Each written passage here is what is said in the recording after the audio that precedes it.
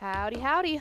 Welcome on in to the pre-show before the free show where y'all might see AEW, WWE all-out brawl between us and those stinking ROF people. Let me tell you something.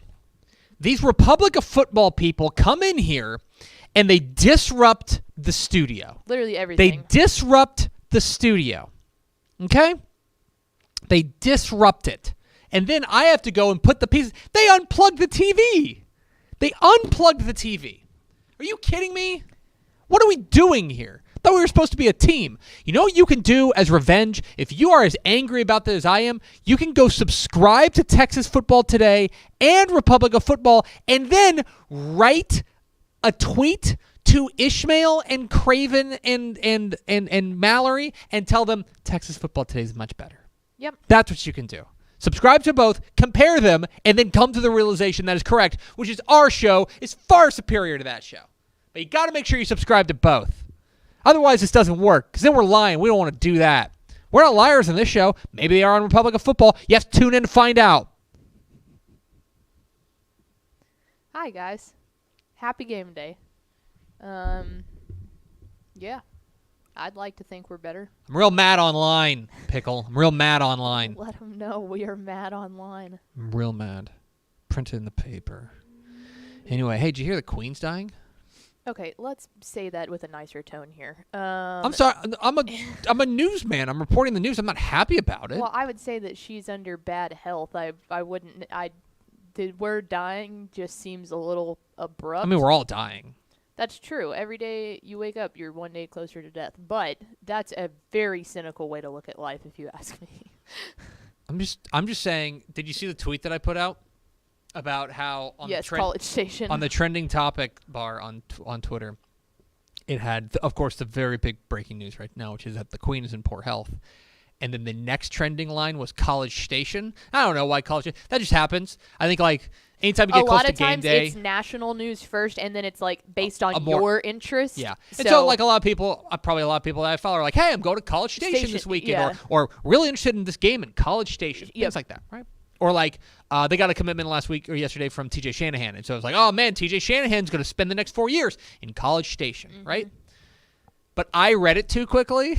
And for some reason, my brain processed that as the Queen is being treated for health concerns in College Station, which is, I mean, I'm sure I'm positive the medical facilities there are excellent.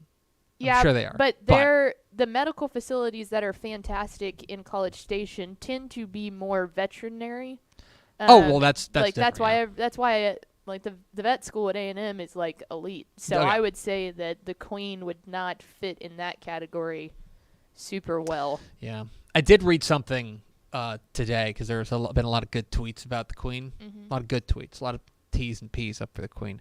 One person did say that if they didn't want Americans posting, they should have won the Battle of Yorktown. Which is a great point. I had the opportunity. I know you love the Brits. No, I was fixing to say I had the opportunity to see the Queen in person, but Did you high five her? No, I turned it down. Did you dap her up? No, she was. Did you dab on her? When I was studying abroad, we were in Did you London. Hit the gritty? Listen, that wasn't even the gritty. Really wasn't even a thing back in my day.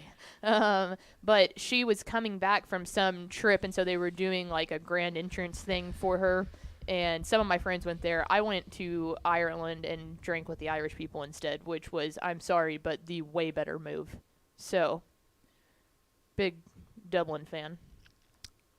Big Dublin fan? Yeah. Oh. Did you not just listen to my story? No, I didn't hear a single thing. You know, Dublin, Ireland is not part of the United Kingdom. Do you know that? I just want this on wraps that this isn't like an on-air thing. This is like a every time I talk thing. I don't know what you're talking about. I was listening. It's not even, and I can't even say it's in one year, out the other. It doesn't even make it in the first year. I'm wearing these headphones. How can I be expected to hear you? When I'm the only thing in your ear. I don't know. This isn't connected to you. I've been listening to music for 5 years. What are you talking about? Exactly right. I love the ballet. I love the ballet. It's the bear on and a unicycle the bear with and the beanie symbols. and the little he's in a little Shriner's car. Yeah. Stuff like that. Yeah. Anyway, on behalf of Dave Campbell's Texas Football and Texas Football Today, our best wishes to the Queen of England and the entire royal family. Hit the theme, Max Pop. Pickle! Why are you laughing? Did the arid sound?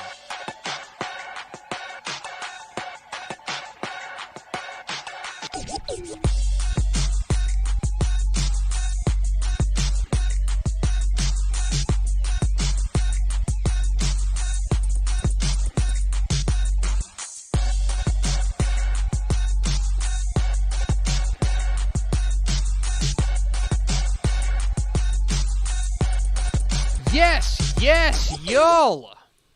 From the Dave Campbell's Texas Football Mothership here in beautiful Lewisville, Texas, it is Texas Football Today, a show online.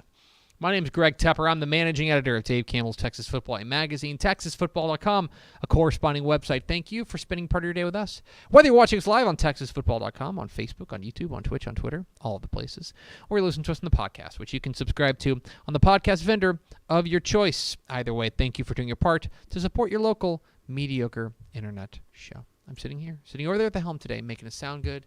She is the Duchess of the Dorks. She's Ashley Pickle. Howdy game day, or how... I'll be here all week. Happy game day, dorks. Oh, so you heard that one. That's what you heard. You missed my actual story, but you hear the I listen to you all the time. I've never said I don't listen to you. Today's Thursday, September 8th, 2022. 77 days until Thanksgiving. Happy birthday to, let's go with Wiz Khalifa. Happy birthday to nice. Wiz Khalifa. He's 34 today. I like Wiz. It's episode 1,000. I do, in fact, like Wiz. That's what that kind of came across as. Oh, man. Episode 1452. On today's show, folks, it's a big super show. Big day to get you prepared for the football weekend, which, by the way, do you know there's an NFL game tonight? I do. Did you set your fantasy lineup? Because you're actually in a fantasy league this year. I am. I did. Good. Don't worry. I tweeted it out this morning. Some people were happy, and some people were like, I don't want my competition to see. Like Aaron Hardigan. I said, you can't be scared of the competition, Hardigan. That makes it not fun. We want fair fights. Anyway, episode 1452. On today's show, folks, we're going to run through the top 10 Texas high school football games this weekend, the games you need to be paying attention to, including a couple of them on Texan Live. Then we'll be joined by the head coach of the 2-0 Kingwood Mustangs. Coach Cale Melton will join us. They are 2-0 for the first time since 2013 and off to a fantastic start. Big game this week against Houston Heights. Coach Melton trying to turn around, trying to get this program back on track.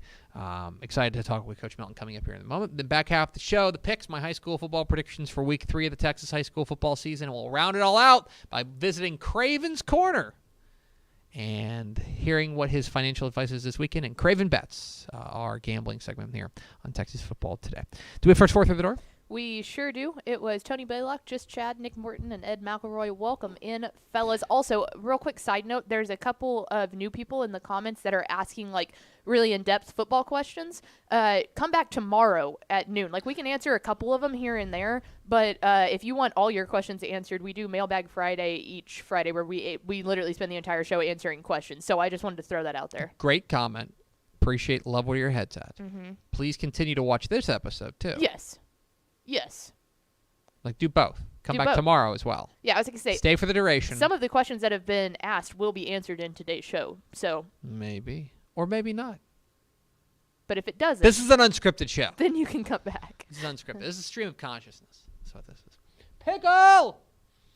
Week 3 of the Texas high school football season is here. Starts tonight. There's games all across the state. I think it's 716. I think there's 716 games this week. Nice. In Texas high school football. It starts this week, or it starts tonight rather, with games scattered hither and yon.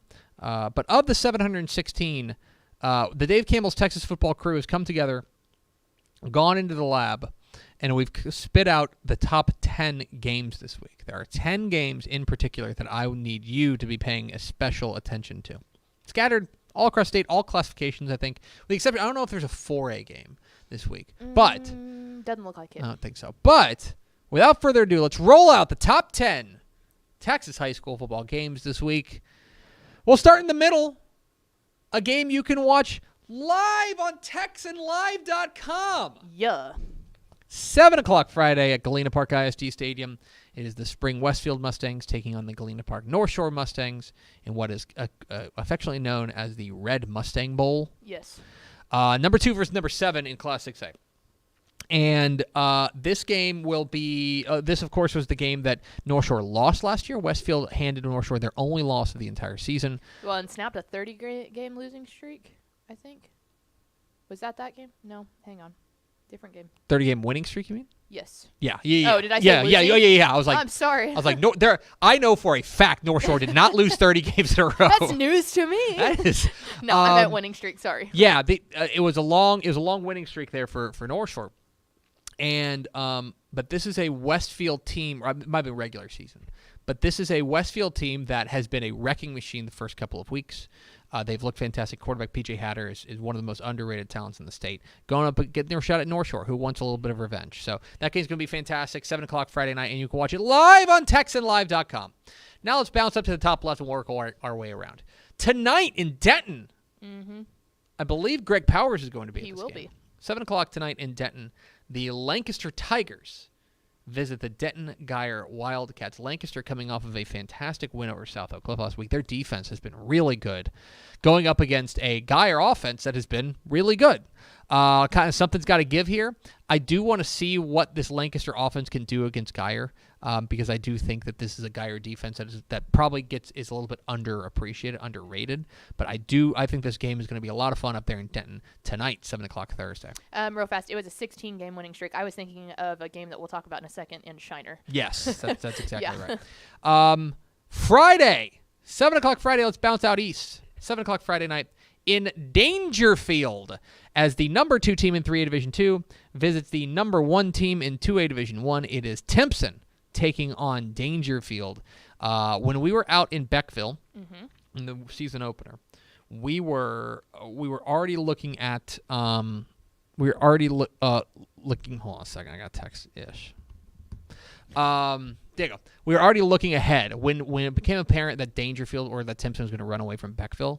We already looking at the schedule like, ooh, 2 weeks from now they go to Dangerfield. Yep. Here's the real test.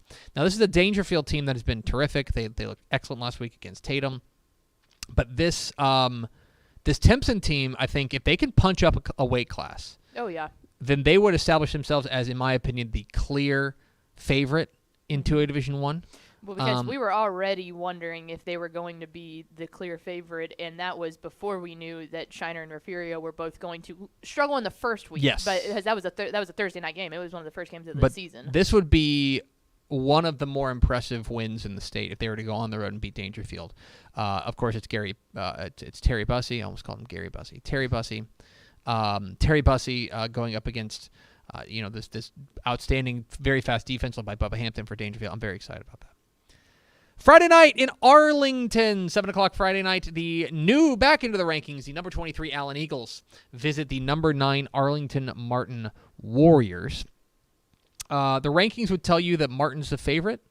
I'm very interested to see what happens to Allen this week taking on a team on the road, a top 10 team, because I feel like we have two very different samples from them. Oh, yeah. They got destroyed in week 1, and then they bounced back in a commanding fashion week 2, and now it's kind of like, okay, this is a good team, and you've had time to get your jitters out. Right. So what exactly are they? We know what Martin is. Martin is a very sound football team that runs the ball exceptionally well. Their offensive line, I think, is going to challenge this Allen defensive front. Very excited about this one, 7 o'clock Friday night in Arlington. 7:30 p.m. Friday night in Shiner. Through another 3A versus 2A matchup as the number 4 team in 2A Division 1, the Shiner Comanches, welcome in the number 6 team in 3A Division 2, the Poth Pirates.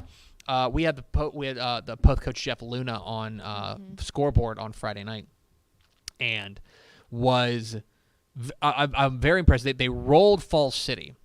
But going on the road and beating Shiner, Falls City's pretty down. Yeah. Going on the road and beating Shiner would still be a real feather in their cap if they're able to do that. For Shiner, they certainly shook off. If you didn't pay attention, they lost week 1 to Hallettsville, and then they roared back against Vanderbilt Industrial. Also another 3A Division 1 team. Correct. So this is a very interesting kind of measuring stick on where Shiner is in the 2A Division 1 rank. Again, they theoretically should lose this game because they're the smaller team. But I do think that this is a great measuring stick for both these programs. And I think Poth is a sleeper. And I think they're a real contender there in 3A Division 2 Region 4. I think this is the one I'm most excited for. I'm very this excited weekend. about Poth and Shiner. Isn't Travis Buckner going there? I think that's right. 7:30 p.m. Friday night in Grapevine. How about a top 6 matchup in 5A Division 2? The Argyle Eagles visit the Grapevine Mustangs. Argyle got that huge win over Lovejoy last week. They look dangerous. Yes. They look very dangerous. Yeah, they do. They looked excellent. Offense, rolling, looked every bit the part of a state championship contender. They've risen to number 1. Grapevine very quietly has put it together. Parker Polk, Evan Baum, they've been much more methodical. And in 5A Division 2, that's all you have to do through the first couple of weeks to be considered a real contender. 5A Division 2 is wild right now. Here's this, in my opinion, represents Grapevine's chance to really jump into the mainstream. I think that Grapevine is one of those teams that I think everyone's like, okay, it's a good team, but are they really elite? Here's your opportunity to jump into that elite conversation as they welcome in the Argyle Eagles. Saturday, 6 o'clock in Katy, live on TexanLive.com. It is a state rank showdown in district play, a district opener in District 19 6A as the Katy Tigers take on the Katy Tompkins Falcons. Look, there's a lot of football to be played here, but I think there's a fair argument to be made that this is the district championship game. I was just going to say, this really, more than anything, I think solidifies who we will see as the second team in that district. I think Katy's the favorite. Again, not unlikely. But I think Tompkins could, if they can hang close with Katy, I think they can solidify themselves as okay, they're going to get everyone else. Totally agree. But I also think that, look, Tompkins is not going to go in scared. This has been a Tompkins team that's been very good. They've beaten Katy in the past. And so my question for them is, can they do it again? Now, Katy has looked very strong to start the year. The winner of this game will take command of this district. They will be at least in the catbird seat to win District 19 6A. So that's pretty big stuff there going down 6 o'clock Saturday, live on TexanLive.com. 7 o'clock Friday in Prosper, Children's Health Stadium will host a state-ranked showdown in 6A as the Rockwall Yellow Jackets take on the Prosper Eagles. Rockwall, steady she goes. We thought there might be a drop-off after they lose their quarterback, Braden Locke. There has not been. And remember, they're doing this in a lot of ways without their starting quarterback. Lake Bennett has been hurt. So they've been kind of on their second and third string quarterbacks, but steady she goes. Well, offense. And Little Locke got to play some last week, too. Taking on this Prosper team that I think I'm interested. I would like to see a pamphlet. I'm interested in accepting their pamphlet and hopping on board their movement. Mm-hmm. That win over Euless Trinity in week 1 really caught everyone's eye. But Trinity looks down now after week 2. They go and they drill Saxe, right? Mm-hmm. This is, to me, a real who are you type game. If they are able to beat Rockwall, then there's no doubt that this is a really good, really contending Prosper team. Mm-hmm. And by the way, this is the first of a double dip for them because next week they're at Geyer. Yeah. So I think this one will be pointsy. I think there will be a lot of points scored in this one. 7:30 p.m. Friday night in Westbrook. We keep putting Westbrook on this graphic because they keep scheduling the most ridiculous schedule. As the 2-0 number 1 ranked Westbrook Wildcats welcome in the number 5 Rankin Red Devils. They've played Happy, they played Jonesboro, and they've played Rankin. And by the way, they still got Garden City on the schedule. Still got Ira down the road. But for Westbrook, they have done what they've needed to do to remain the number 1 team in the state. I mean, they have beaten Jonesboro, who really might be like the second or third best team in the state. They beat Happy, and now they get Rankin. And if they pull that trio, if they beat Happy, Jonesboro, and Rankin, they're going to be not just the number 1 team in 1A Division 1. They will be the consensus number 1 team in 1A Division 1. But this is a Rankin team that is dangerous. They're no stranger either. Remember, they had that week 1 win over Balmarais, which was the number 2 team in 1A Division 2. Mm-hmm. So keep an eye on this game. I think this game actually has a chance to be a relatively low-scoring affair by six-man standards, like in the 30s or 40s, as opposed to in the 70s or 80s. Keep an eye on this one, 7:30 p.m. Friday night in Westbrook. And finally, rounding it all out, let's go up to Holiday, 7:30 p.m. Friday night in Holiday, top 10 matchup in 3A Division 2 as the number 10 Idalou Wildcats visit the number 3 Holiday Eagles. Holiday, again, very quietly going about their business. 2-0. Defense has been excellent in their wins over Iowa Park, and then they beat Jim Ned last week. Defense has been fantastic. I like what Frank Johnson is putting together there. This is an Idalou team that I think last week got a really nice win over New Deal. And that's a 3A over 2A, but I still think that they got a really nice win over them. Going on the road to Holiday would be a real challenge. I think I would consider Idalou the underdog in this game, but we'll learn a lot about the newly ranked Wildcats in this matchup. Exceptional logo matchup. Oh, that too. That's so good. So there you have it, the top 10 Texas high school football games this week, according to the geniuses at Dave Campbell's Texas Football, the geniuses at TexasFootball.com. Go to TexasFootball.com/subscribe for all things Texas high school football. We are Texas Football Today. We're here every weekday at noon on TexasFootball.com, talking football in the Lone Star State. You can follow us on Twitter at TCTF, like us on Facebook, Facebook.com/Dave Campbell's. Follow us on Instagram, Instagram.com/Dave Campbell's, and of course, see us at TexasFootball.com. TexasFootball.com is where you can find complete coverage of high school football, college football, and recruiting all across the Lone Star State. Pickle, can I tell you about our friends at Honda? Dave Campbell's Texas Football has partnered with the North Texas Honda dealers to honor community helpers from across North Texas. Texas is fortunate to have so many great individuals that give back to their community in so many different ways. Thanks to the support of the North Texas Honda dealers, we have an opportunity to shine a light on a few very deserving individuals. Congratulations to Rodney Winfrey from Highland Park High School, the recipient of the Dave Campbell's Texas Football Community Helper Appreciation Award presented by North Texas Honda Dealers. Thank you for being helpful in your community. For more information, visit TexasFootball.com. And now a word from our friends at VCR Now. Born and bred in Texas hits a little different, as it should. Texans love doing business with fellow Texans. VCR Now takes its Texas roots as seriously as its many partnerships with schools and universities around the state. It's also why we're so proud to promote our brand in the pages of the Texas Bible, Dave Campbell's Texas Football, and on the airwaves of Texas Football Today. Driven by producing quality broadcast video, state-of-the-art audio, and LED video scoreboards at affordable prices, VCR Now makes sure to listen to your needs in its athletic department before recommending the next best steps. Building great products is our business, and it's our focus on building meaningful long-term partnerships with our clients that sets us apart. From our 24/7, 365-day help desk, the training lab in our hometown of Red Oak, or our sports marketing business plan that puts money back in the hands of our athletic departments we support, VCR Now is built to last. Reach out to us today at info@vcrnow.com or by calling 855-GO-VCR Now. Again, that's info@vcrnow.com or by calling 855-GO-VCR Now. Every high school athlete wants to play on the big stage, and every parent wants their child to be the best. But is making your target list of schools based on top 25 rankings really the best strategy? What about academics, location, coaching style, financial aid? There's so many factors that should be considered when selecting a college program outside of on-field performance. Our friends at Athletes to Athletes have put together a recruiting guide centered around providing a broader, more holistic perspective about what your college experience could be. It's got checklists, do's and don'ts, key strategies, much more. It's a 22-page guide that covers everything you and your family should know as you walk through your college recruiting journey. And now, for a limited time only, Athletes to Athletes is offering this guide for free to our audience. Go to athletes.com/Dave Campbell today. Download the free college recruiting guide. That's athletes.com, athletes.athletes.com/Dave Campbell, or scan that QR. Pickle, let's go to the hotline. Pickle, let's go to the hotline. And let's bring in the head coach of the 2-0 Kingwood Mustangs down there in Harris County. We're joined by Coach Cale Melton. Coach, how are you? Doing good. How are y'all doing? Excellent. How are things in beautiful Kingwood, Texas? Oh, it's a beautiful day. Yeah, most certainly. And I imagine it's even more beautiful with you guys sitting at 2-0 for the first time since 2013.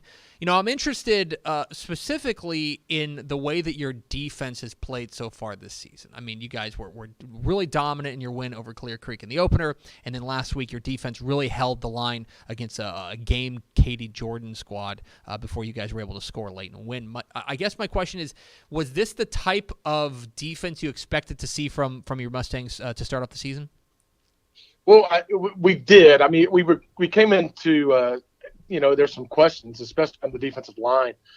We lost a lot of players last year up front, and so we knew we'd be young. But during the spring and as we went through fall camp, we started seeing these guys kind of grow up a little bit. They got in the weight room this summer, and then really worked hard. But all around, defensively, we thought we could be pretty good this year, and so far we've shown that. But this is the first 2-0 start for Kingwood since 2013. This has been, last year at 1-9 and 2 wins the year before. This is a program that has kind of been kind of stuck in the mud a little bit. My question for you is, what has been the biggest difference you think in this year's team versus the last couple of years where it's been more of a struggle? Well, I think it took a couple of years. It had been we'd had to kind of change a little bit of things, some culture things, and had kids buy in. And so, we got here at the COVID year, and so we didn't get to kind of know the kids. It took us a little bit of time and kind of bring in our system and what we wanted to do as a coaching staff. And so I think what's kind of helped turn this around is the fact that, these kids have bought in. This group of young men, this senior class, we're senior laden. I think we've got 45 seniors. And they've just bought into everything that we did from, what we do, what we call boot camp to the off-season workouts to, spring football, the summer workouts. They've just been all in. And so when you do that and you get kids that want to be here and they want to have fun and they want to, and they buy into, to the culture that you're selling and to your core values, it starts to show. And so we wanted them to start believing in themselves and believing in what we were doing. And this group has really, really bought into that. Talking with Cale Melton, head coach of the Kingwood Mustangs here on Texas Football Today. Get involved in the conversation at hashtag #TeeUpToday. Coach, we hear all the time that winning is contagious and the winning kind of breeds more winning. Can you sense a different kind of sense of excitement, a different kind of buzz around the program right now after this hot start? Oh, definitely. You can feel it throughout the hallways and through the school, and even through the community. People are just talking about it and talking about things, but we want to focus on it, and we talk about it all the time, being each day in practice being 1% better, but being 1-0 every day, and then every week. And so, but that's also starting to spread throughout this community, through our players, all the way through the to the lower levels, even through the middle schools. There's a buzz going on, and so it does get the kids excited, and that also helps them to play harder and want that opportunity to go out each week and be 1-0. One guy I want to ask you about is your star receiver, Tyler Harrington. The junior had an incredible, what ended up being the game-winning touchdown catch last week against Jordan. He's your leading receiver. Certainly looks the part. I've seen the film. Looks like he's pretty darn good player. But as the guy who sees him in practice and in the locker room, things like that, what is it about Tyler Harrington that sets him apart, that makes him special? Well, Tyler works so hard. A couple of years ago, we didn't know whether he was going to play, whether it be a tight end or a receiver, and he got in the weight room. And what people don't know is he had surgery actually this spring, and came back even stronger. He's a 315, 320 bencher. He started doing a lot of speed workouts, getting himself faster, but mentally, he's been, he watches film, he studies each week what the defenses are going to do to him, and people don't realize how big he is, and so he goes up and he makes catches, and they don't realize how fast he is either. But he's a hard worker, like I said, he's a student of the game. But prior to your arrival there at Kingwood, you were the defensive coordinator there at Highland Park for a few years, and we hear all the time from coaches that you're really a product of the coaches that you learned under and stuff like that. You obviously got to coach with one of the winningest coaches in Texas high school football history, and Randy Allen there at Highland Park. I'm interested what you took from watching him and from learning under him that you have kind of applied to the Kingwood program. Well, there's a lot of things. You could say a lot of things about Coach Allen. I love Coach Allen. Coach Allen has been a mentor to me. I still talk to him.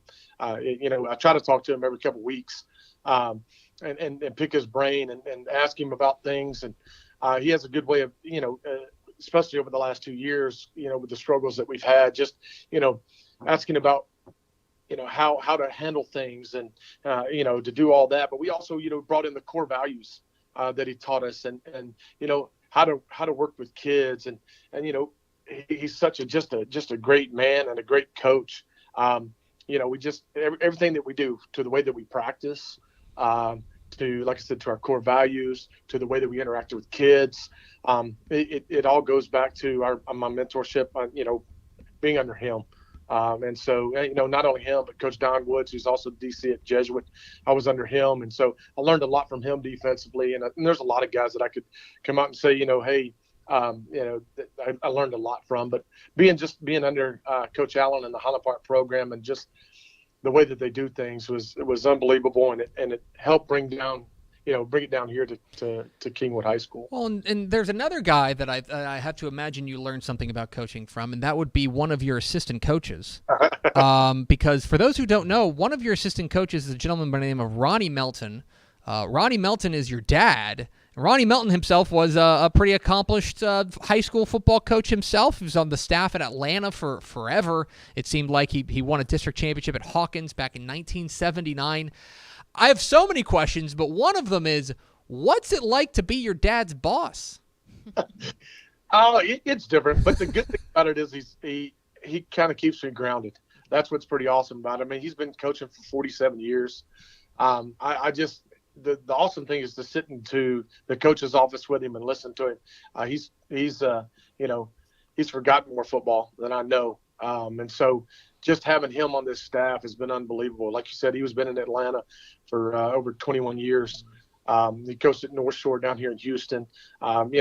He's been the defensive coordinator in a lot of places. So just to have him here, it's been awesome, but also just to, just be able to pick his brain every single day, and ask him about different things defensively, is pretty awesome. It's a pretty awesome experience. Of course, it's on to the next one, Coach, and the next one comes Saturday at Turner Stadium, where you welcome in a fellow unbeaten in Houston Heights.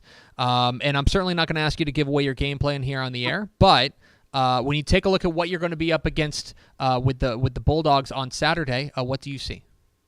Well, Coach Dixon is a great coach, and they do a great job over at Heights. And, I see a lot of speed. They've got a big old offensive line. They've got some receivers that can go. So, we know what we got to do, and so defensively they fly to the football, and like I said, they're 2-0. So our job is to go out and play hard on Saturday to give ourselves a chance to be 1-0 again. We try not to worry about anything too far ahead. We just want to focus on the next game. And so, like I said, Heights is a good program, and Coach Dixon's doing a great job. And we're hopefully gonna go out there and get after it. He's Cale Melton. He's the head coach of the 2-0 Kingwood Mustangs. Coach, really appreciate your time. Congratulations again on the fantastic start, and go get him on Saturday. I appreciate it. Thank you. God bless you. Have a great day. There he goes. Cale Melton, head coach. Kingwood Mustangs joining us here at Texas Football Today. Good dude. And exciting times, Kingwood. I don't know if I want to reveal. I lived in Kingwood for a spell. Did you really? Mm-hmm. When we lived in Houston, we lived in Kingwood. When I was from ages 5 to 7. A lot of our Texan Live guys are from that area. I went to Hidden Hollow Elementary School. I was a road runner. Hidden Hollow Roadrunners. There's a lot happening there. But it's exciting down there in Kingwood. They Coach Barry Campbell was there for so long there at Kingwood that he was such an institution there. And so he was there for, I want to say, like 10 years. Close there. And they had some pretty decent success, kind of 6'5", 6'6", a lot of those. Mm-hmm. And I know that when Coach Melton moved from Highland Park down to Kingwood, as a coach's kid, he had bounced around a little bit and stuff like that. But that's a program that is in a very tough district. They're in the North Shore Atascocita district and stuff.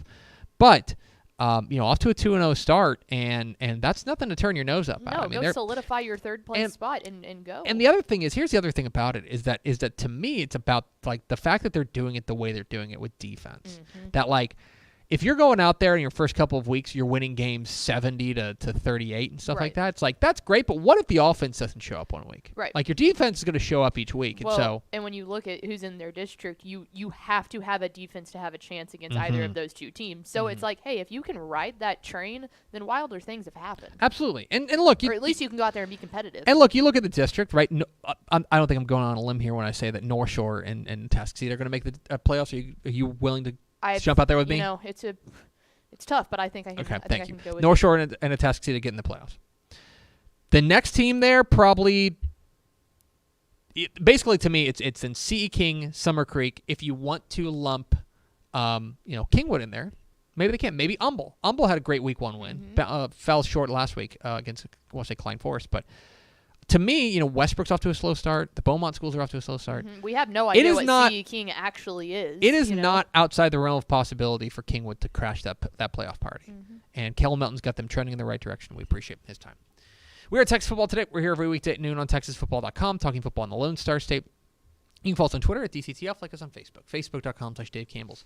Follow us on Instagram, Instagram.com/Dave Campbell's, and of course, see us at TexasFootball.com. Coming up here in just a moment, we got the picks, my high school football predictions, plus Craven Bets, as our financial advisor. Mike Craven, our college football insider, comes here and tells you what to keep your eye on in as far as what Vegas is saying for the college football action coming this week. But first, let me tell you about Takis. Takis is a presenting sponsor of the Sustainability Champions Award, spotlighting influential kids looking to pursue a career focused on the social, environmental, and economic well-being of our future. This week's Spotlight game features the Prosper Eagles against the Rockwall Yellow Jackets, where we will be spotlighting 2 Sustainability Champions Awards winners, Mia Kirby at Prosper and Jacob Rhodes at Rockwall. Thank you to Takis for your support of Dave Campbell's Texas Football Sustainability Champions Award. For more information, visit TexasFootball.com. Pickle. Shouldn't have done that. Easy. Pickle. This is why we can't have nice things. There's 716 Texas high school football games scattered hither and yon across the state of Texas this week. I predict every single one of them. That's not true. But I did predict a bunch of them in a segment we call the picks. Here's my high school football predictions for week 3 of the Texas high school football season. On Texas It's week 3 of the Texas high school football season, and there are massive games in every corner of the state. These are the picks.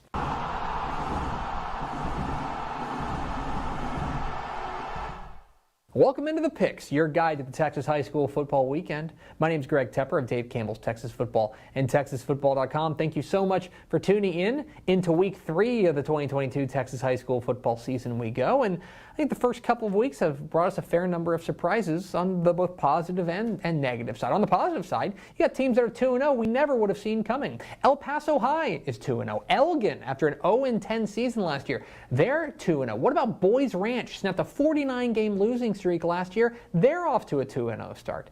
And then you've got teams that we never would have seen starting the year 0-2, right? South Oak Cliff is 0-2. Lake Travis is 0-2. Aledo is 0-2. Big name programs that are scuffling out of the gate. Now, here's the good news. The good news is that we're starting to get deeper into the season, and these teams are getting better. They're getting a little bit more crisp, getting an opportunity to play with one another and an opportunity to turn that season around. There's huge games everywhere you look in week 3. We start in the Houston area. 7 o'clock Friday night at Galena Park ISD Stadium in Houston. It is a state-ranked 6A showdown between the unbeaten Spring Westfield Mustangs and the unbeaten Galena Park North Shore Mustangs. What are the keys to this matchup? Key number 1, wrecking machines. That's what these two teams have been through the first couple of weeks. My goodness, these have been two of the most dominant teams, not just in the Houston area, but in the entire state of Texas. So let's just have an exercise, right? There's a common kind of definition of garbage time, right? Of teams, a game that is not within 28 points. If a game is not within 28 points, then it's garbage time. Kind of, you don't take a whole lot from what's happening in that game, right? Well, then if you take the definition of garbage time and apply them to these two teams, these teams have lived almost entirely in garbage time. I mean, they have just absolutely dominated their opponents. North Shore, their opener against the Woodlands, they reached garbage time at halftime. After halftime, everything else, garbage time, right? What about Westfield? Westfield last week against Hightower, second half, all garbage time. Their opener against Cy Park, they got into garbage time in the second quarter. I mean, these teams have been absolutely clobbering their opponents. Well, now they meet, and I'll just say they're probably not going to clobber one another. So for two teams that have not played a lot of high-stakes football yet, what happens when they collide on a big stage? Key number 2, quarterback duel. This is going to be really fun to watch these two signal callers go at it on Friday night. For Spring Westfield, they've got P.J. Hatter. The Klein Oak transfer has been one of the most terrific quarterbacks we've seen in the state of Texas to start the year. He has been razor sharp, completing nearly 75% of his passes, 10 touchdowns to no interceptions, averaging nearly 12 yards per attempt. P.J. Hatter has been outstanding. On the other side for North Shore, you've got Caleb Bailey, the quarterback for North Shore, who of course led the Mustangs to a state championship in in his freshman season. He has been razor sharp. Last week against Spring, 9 of 9, nearly 300 yards of total offense, 4 touchdowns. They've been both fantastic. But both these defenses have been really good as well, and this is going to be the best defense that either quarterback has seen this year. So when these two signal callers square off, who comes out on top? And key number 3, revenge. That's right. Let's talk about a little bit of vengeance on the mind of the Galena Park North Shore Mustangs, because think back to last year, right? They won the state championship, 6A Division I. It's a big parade there in Galena Park. But I have a question. What was their record? Do you remember? It's not 16-0. No. It was 15-1. And who did that one loss come to? Why, it was the mighty Spring Westfield Mustangs who toppled them in week 3 of last year, 27-21, in a real defensive slugfest. And this is just the second regular season loss for North Shore in the last 4 seasons.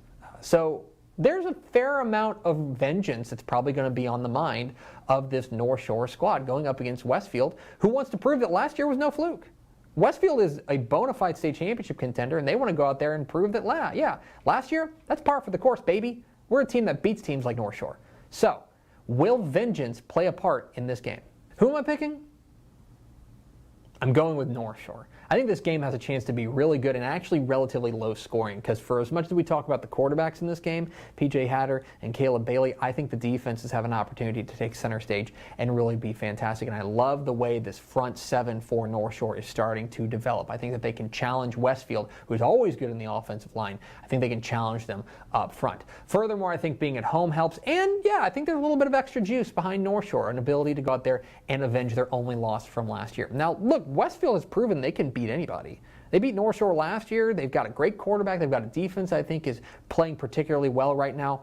But right now, I think I have to go with North Shore. I think Galena Park North Shore moves to 3-0.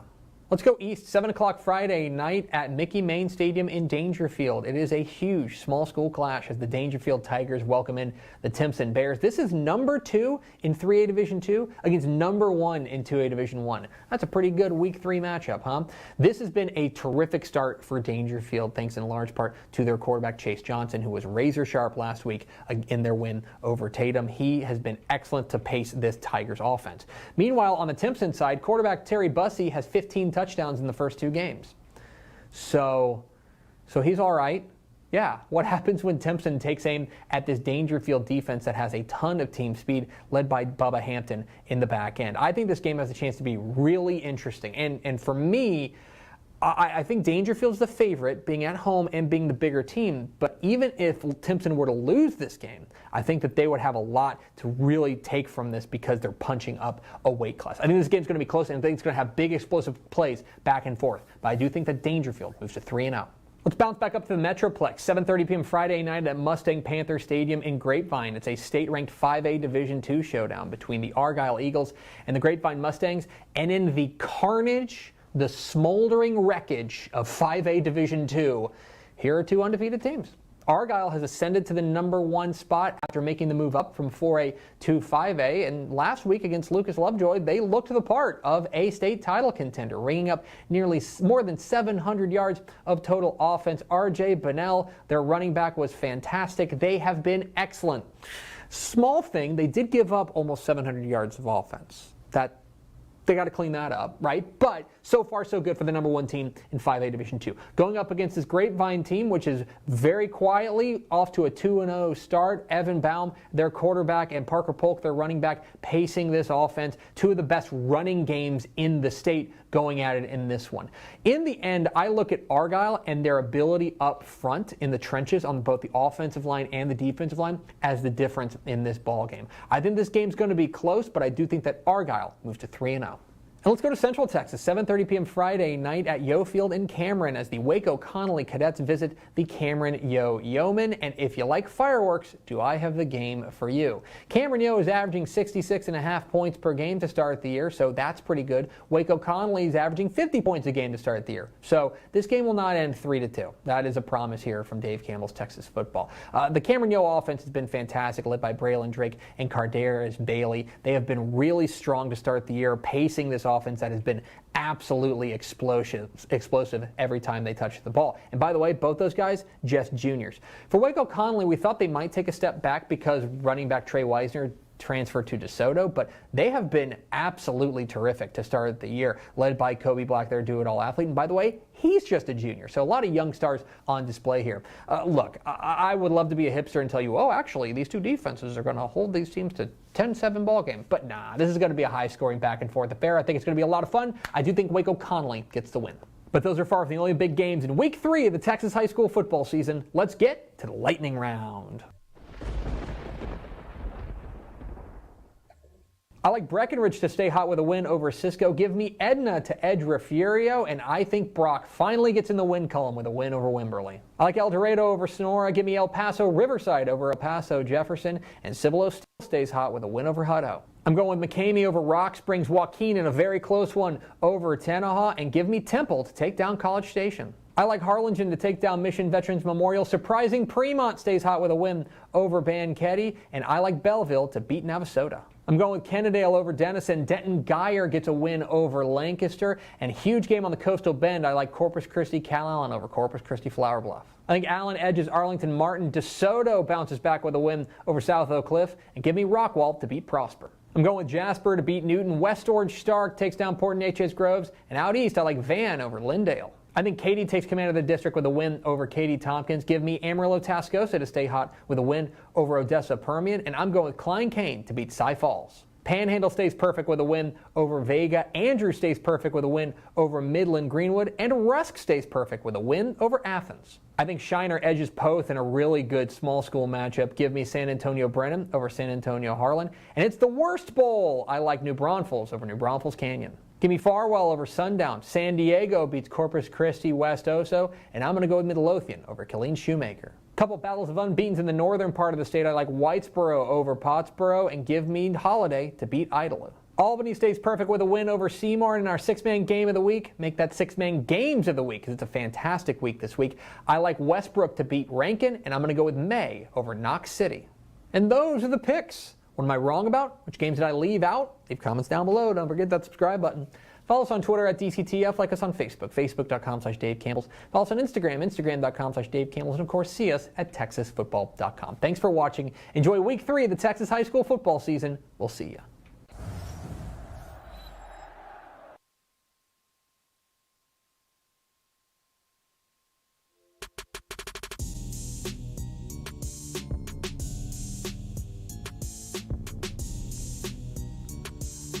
Craven Bets here once again, our financial advice segment with our resident financial advisor, Mike Craven, College Football Insider, on where to place your units this week, because we're here in Craven's corner, on this corner.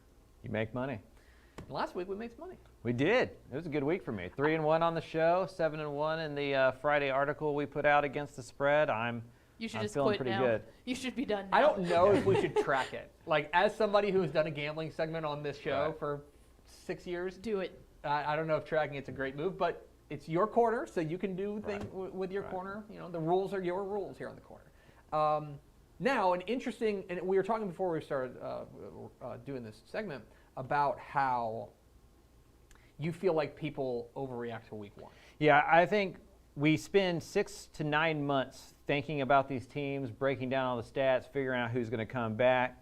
We form opinions, then we watch week 1 and it doesn't go exactly how we thought, and we zig completely away from what we thought. You know, I think we did that with North Texas after week 1. Like that -11 against SMU was free. Yeah, sad call. Because had that North Texas game, had that UTEP North Texas game not gotten rescheduled, SMU's favored by 17.5, and that's a closer line to what it is. But we watched North Texas beat UTEP, and it was like, oh man, North Texas turning a corner. So I think there's a lot of value in week 2, kind of going to results, seeing who played poorly, seeing who played over their expectations, and then betting on the opposite of that. So without Fading the week 1 performance, basically. Oh, I like that. Okay. Yeah. So we're going to see where that leads Mike Craven with his financial advice this week. I should say, probably for legal reasons, this is not actually financial advice. But here's what you should gamble this week. Let's start with this, Pickle.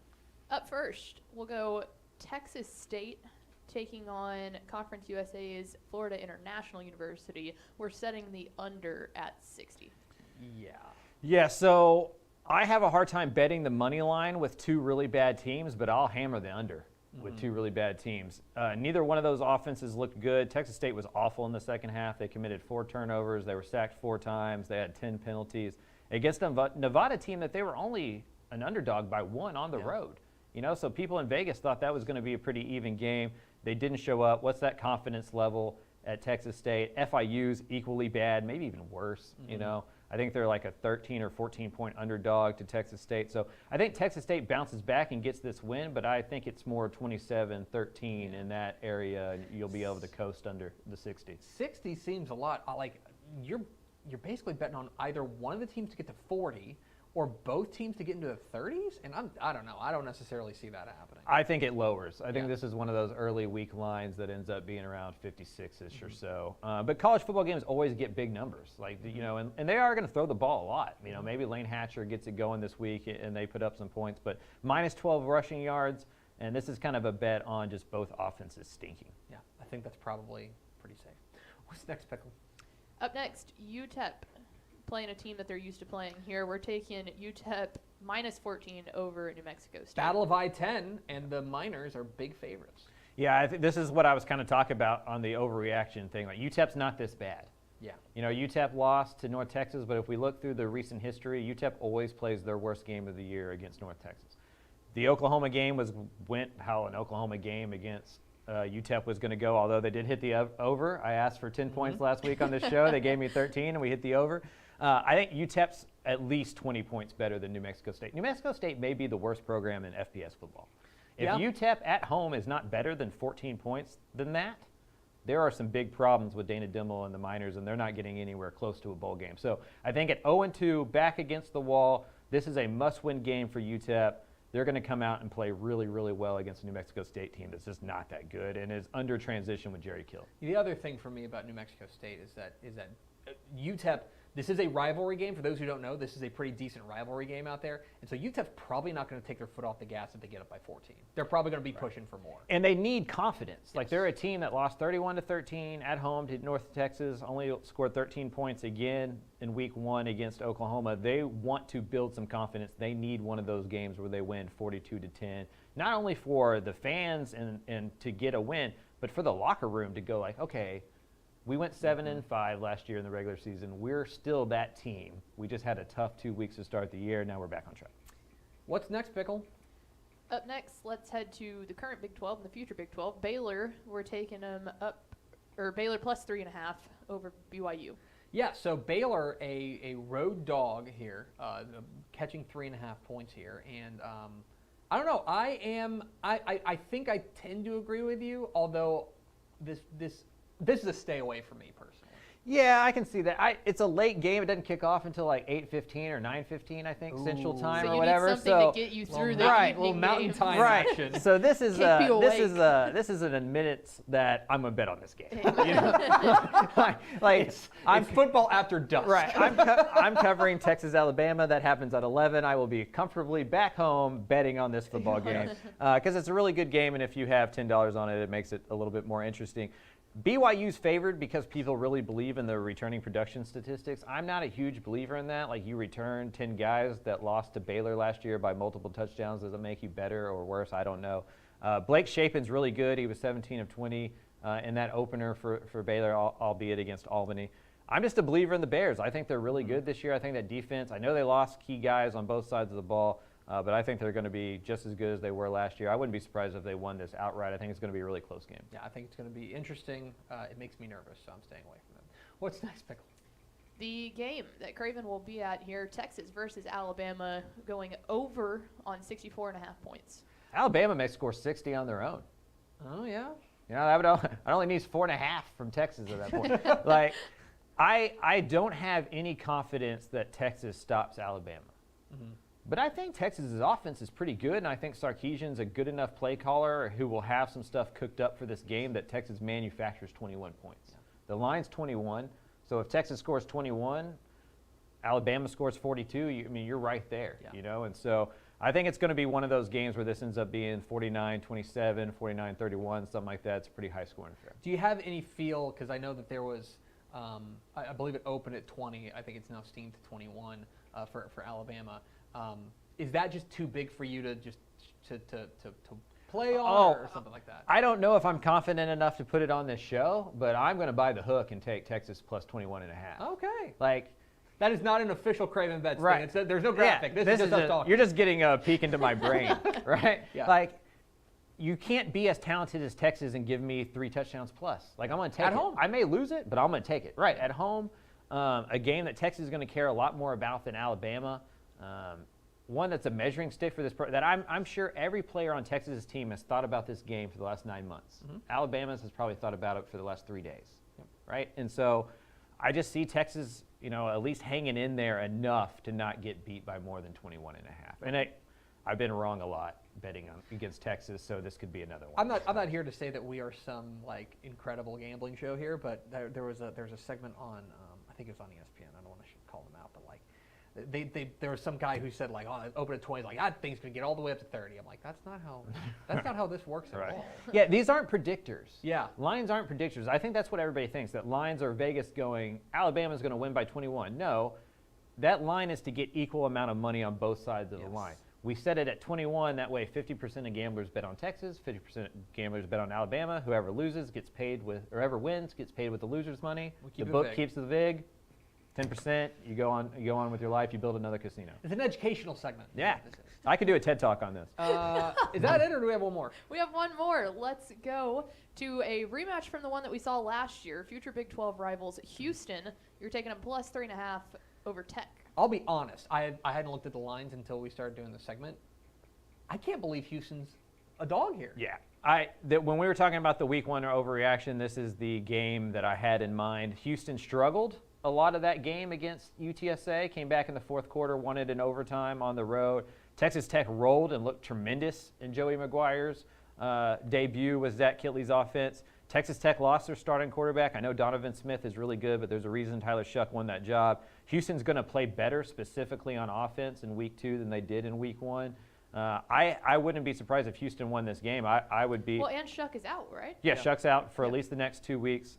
So I think I would take Texas Tech as a pick'em, but I don't know if I'm confident enough to take Texas Tech plus 3 or minus 3.5. So I'm going to lean towards Houston. Yeah, I think I agree with you. I think I like Houston plus 3.5 here. This is even on the on the road, but I think Houston is a little bit more complete and more of a known at this point. That Tech looked great against Murray State, but it's Murray State, and I don't know if I necessarily want to buy what they're selling all the way as far as this game's concerned. Although I will say this, if you're into just the narrative part of it, Tech probably knows that this is probably for a bowl game.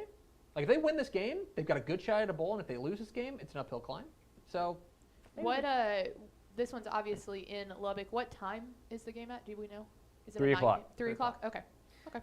The other thing about that, and I'm talking out both sides of my mouth, I do think you're going to see Tech's game plan in full flourish because they know how important this game is for literally next year. That when Houston comes to the Big 12, that this is kind of a where are you in the pecking order of the new Big 12 game. It's a big recruiting weekend. Oh yeah. For Texas Tech, they'll have plenty of people there. Jones will be, I would imagine, sold out or pretty close to it, and is one of the better venues to watch when it's rocking there. Houston coming into the Big 12, I think, is a point that can't be ignored. In recruiting, you fight for perception. Houston's in, one of the most talent-rich backyards in the country, much less the state. Outside of TCU, they probably have the most recruits around them per capita. And so if you're Texas Tech, you lose to that team, and all of a sudden you take a step back in that recruiting momentum. Houston can pick that up and be like, hey, we're joining the Big 12. We're already beating those teams. You can stay at home. Or if you're Texas Tech, you win by 14 points. And you go, hey, we beat this team the last 2 years. If you really want to come compete for Big 12 championships, you got to come do it out here. So a big deal for both programs. And if Houston can win this football game, they're favored the rest of the way. Yep. And so, an important game in week. It's a great slate of action in week 2 here in Texas. It's going to be fun. Listen to Republic of Football. You guys are doing 3 podcasts a week now. I am, yes. That's nuts. Yeah, I gave Mallory and Ish the Small College podcast off. Yeah. So what a kind and gentle Lord you are. Yeah. That's Craven Bets here in Craven's Corner, because in this corner we make money. Let's go over to Ashley Pickle for America's second favorite segment. Final thoughts? A reminder, coming up at 2, WTF, we are talking Permian Basin. Nice. So come party with us, West Texas. wherever you're watching now. It's going to do it for us. Thanks for spending a little bit of your day with us. Follow us on Twitter at DCTF. Like us on Facebook, facebook.com/Dave Campbell's. Follow us on Instagram, instagram.com/Dave Campbell's. And, of course, see us at texasfootball.com. For Mike Craven and Ashley Pickle, I'm Greg Tepper. Vince Young, please get your Player of the Year trophy. We'll see you tomorrow for Help on the Mailbag Friday on Texas Football Today.